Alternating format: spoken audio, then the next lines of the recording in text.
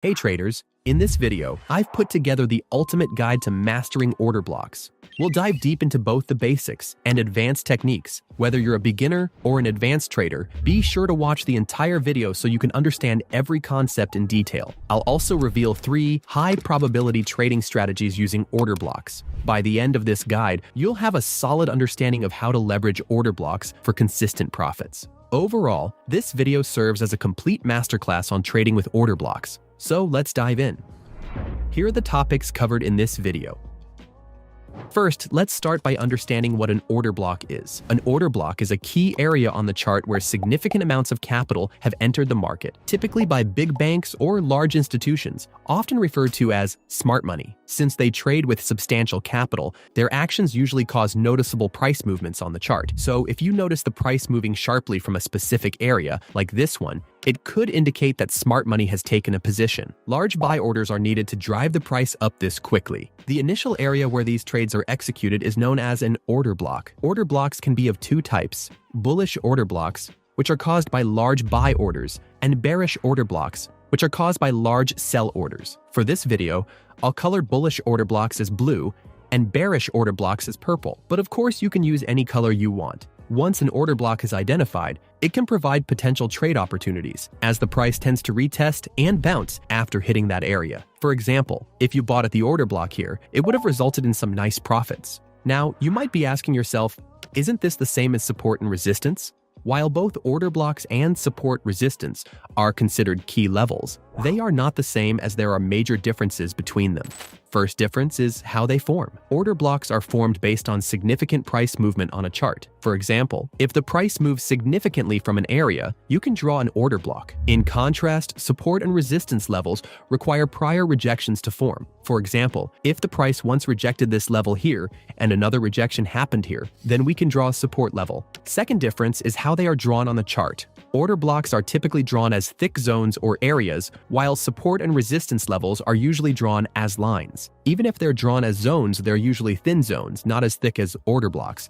Third difference is the number of retests. Order blocks are typically a one-time use, meaning if they are retraced once, they're done. You cannot use them multiple times. In contrast, support and resistance levels can be retraced multiple times. While order blocks and support resistance differ, they can be used together.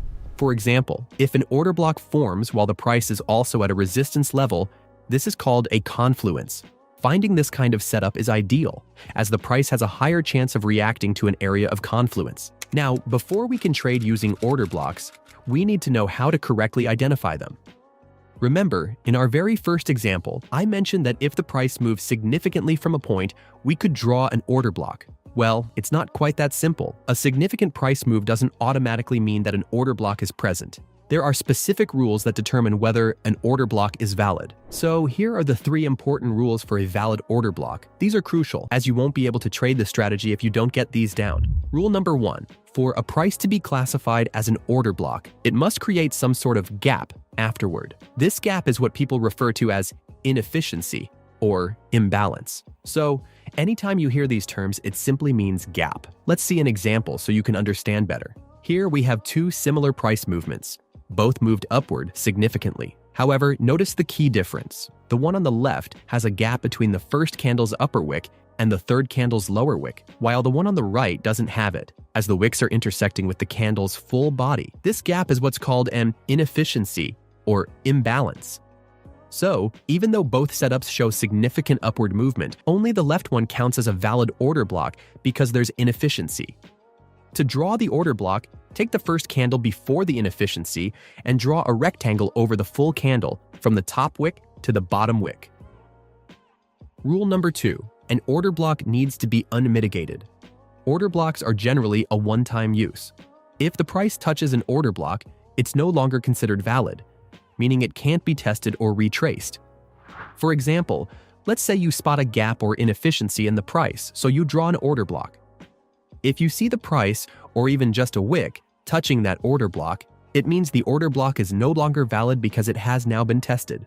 While there are strategies to reuse a tested order block, I'll cover that later in the video. But for now, just remember that an order block is generally a one-time use. Rule number 3.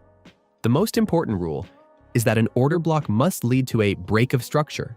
or a change of character afterward. Now, for those of you who might not be familiar with these terms, I'll give a quick recap, but if you already know what they mean, feel free to skip ahead to the timestamp displayed on the screen. So basically, we know that markets have trends, uptrends and downtrends. Let's take an uptrend as an example. During an uptrend, the market doesn't just move straight up. Instead, it moves in a structured way, forming what's called higher highs and higher lows. They're called higher highs because each high is higher than the previous one, and higher lows because each low is also higher than the previous one. On the flip side, in a downtrend, the price forms lower highs and lower lows. These are called lower highs because each high is lower than the previous one, and lower lows because each low is also lower than the previous one. In a market structure like an uptrend, each time the price breaks the previous highs and creates higher highs, like this, it's referred to as a break of structure. Now, of course, markets don't stay in an uptrend forever. At some point, the trend will change. This shift happens when the previous lows are broken, leading to the formation of lower lows. Remember, before the break, we have higher lows, but once the price breaks those levels, they become lower lows.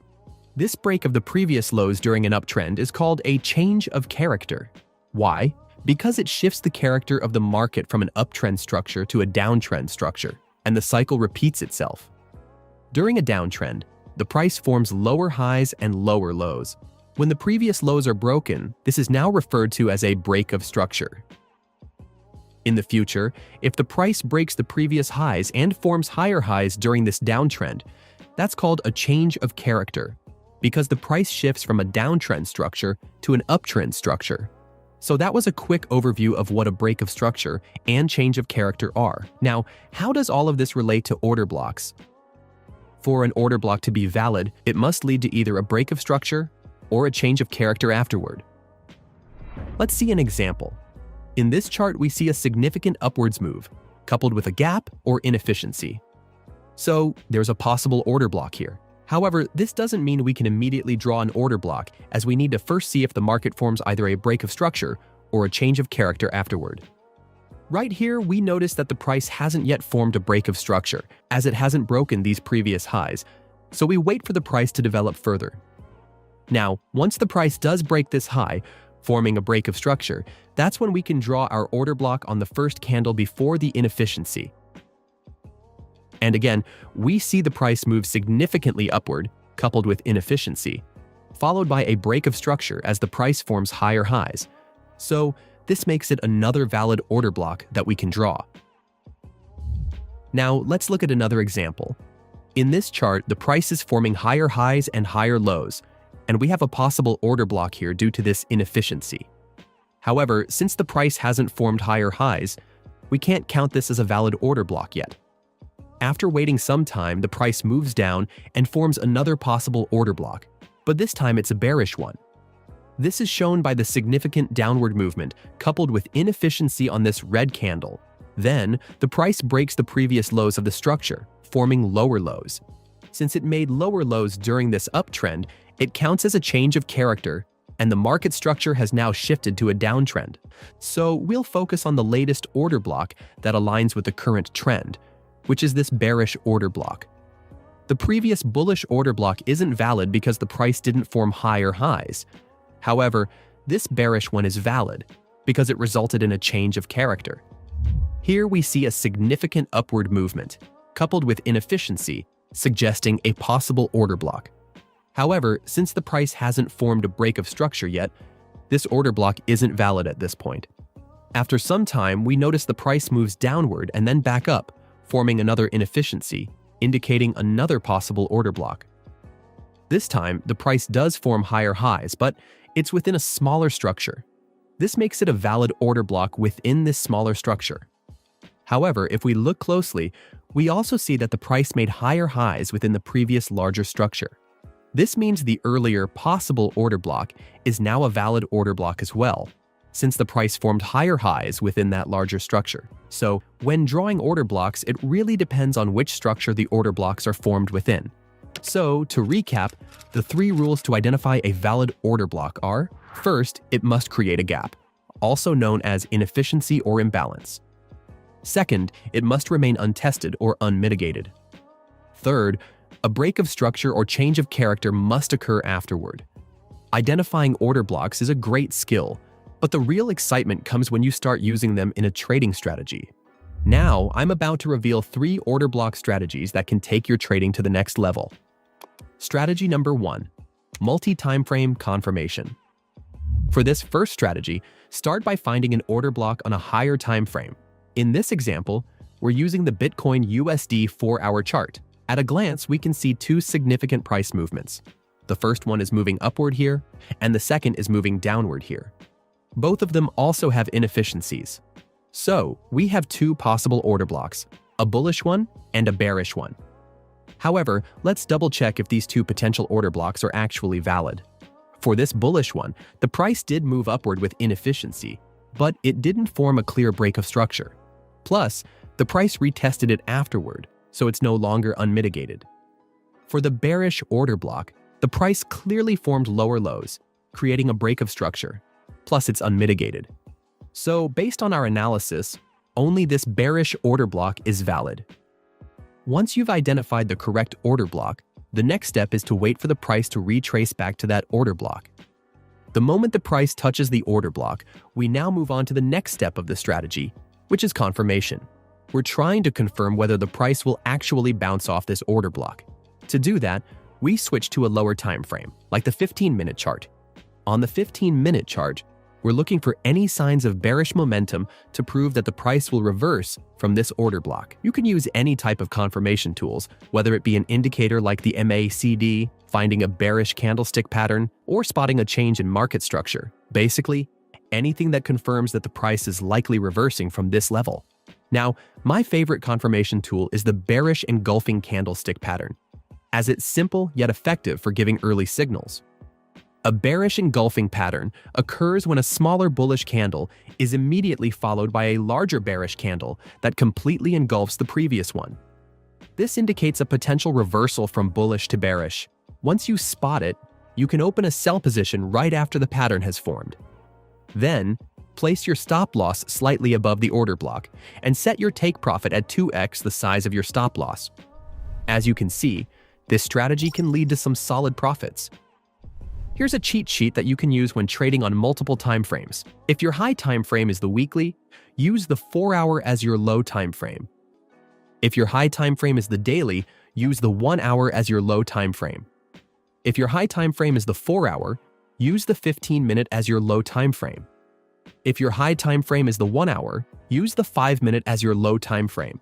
And that's all you need for strategy number 1. But before we continue, I want to talk about something that can help you trade these strategies more effectively. SimpleFX. SimpleFX is a free trading platform that offers all the stocks, crypto, commodities, and indices you could ever want to trade. From Bitcoin to the S&P 500 to even Nvidia stock, SimpleFX has it all. What's even better is that they come with a built-in trading view chart, which means you can analyze your trades and execute them all in one place. No need to switch between platforms. SimpleFX allows you to deposit using more than 70 different payment methods, making it incredibly easy to get your money onto the platform and start trading. And here's the best part. To thank my viewers, they're offering a $40 deposit bonus if you deposit at least $100. So when you put $100 on the platform, SimpleFX will give you an extra $40 to trade with. Give it a try. I think you'll love it. Strategy number 2, inducement traps. An inducement trap is a specific setup that involves a minor key level forming near a major order block. Take this example. We have a major order block forming below and a minor key level forming above it due to multiple rejections. This minor key level is also referred to as an inducement. The strategy is called an inducement trap because in many cases, the price will break this minor key level only to retrace to the major order block before reversing back up. Traders who bought at this seemingly obvious key level, expecting a bounce, would often get stopped out instead. So, if you spot a setup where there's a minor key level sitting above a major order block, you can queue a buy order in the middle of that major order block. This way, your buy order only gets triggered if the price touches the order block, offering you a high reward trade. But if the price doesn't reach the order block, that's perfectly fine because no position was opened. While this may seem like a random and specific pattern, it's actually more common than you might think, and there are logical reasons to why this setup works.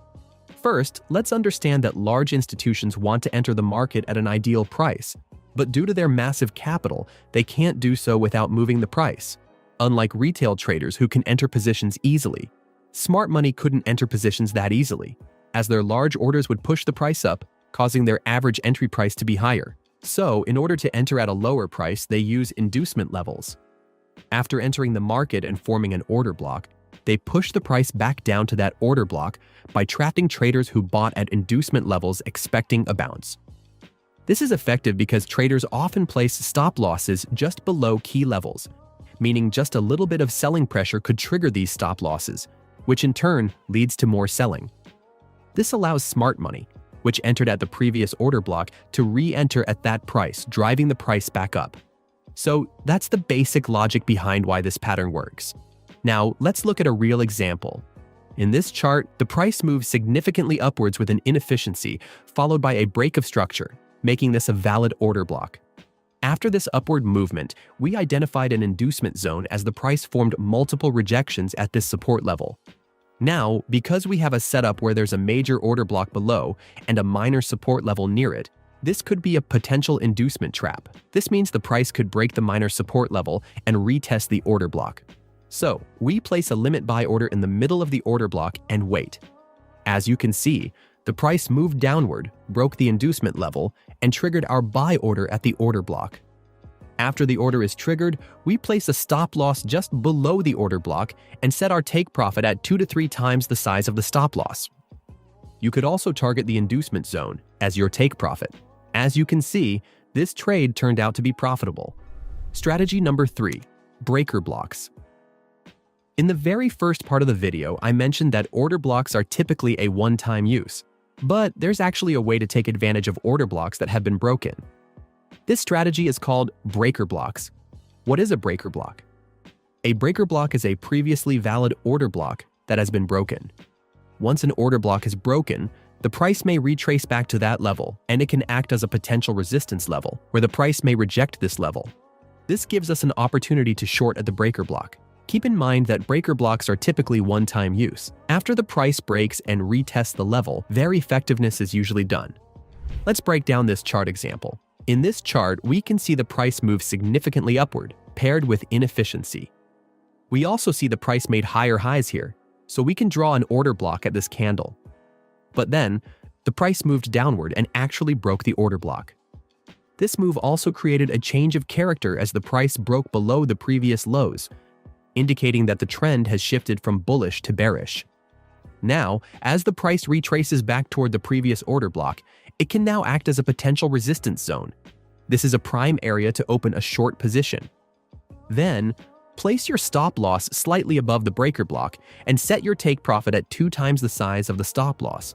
And as you can see, the price rejected this order block, hit our target, and resulted in a nice profit. Now that you know these strategies, it's time to take action and start using them in real trades. That's why I've partnered with SimpleFX to make your trading easier. SimpleFX is a broker that lets you trade any instrument, including stocks, crypto, Forex, and more, all on one platform. They're very simple to use, and they also come with a built-in trading view chart so you can analyze trades and execute them within the same platform. They have no minimum deposit, which means you can start trading with as little as $1. They also have some of the lowest fees in the market, and if you sign up using my link below, you'll get a free $40 bonus in trading capital if you deposit at least $100. Of course, you can get more rewards as you deposit more. So big thanks to SimpleFX for helping me make this video possible. That's it, the exact step-by-step process to find and trade order blocks. However, if you're a complete beginner with no trading experience, I recommend you try a different strategy first. In this video, I explain the exact strategy any beginner can use to start making consistent profits from trading. Thanks for watching, and I'll see you in the next one.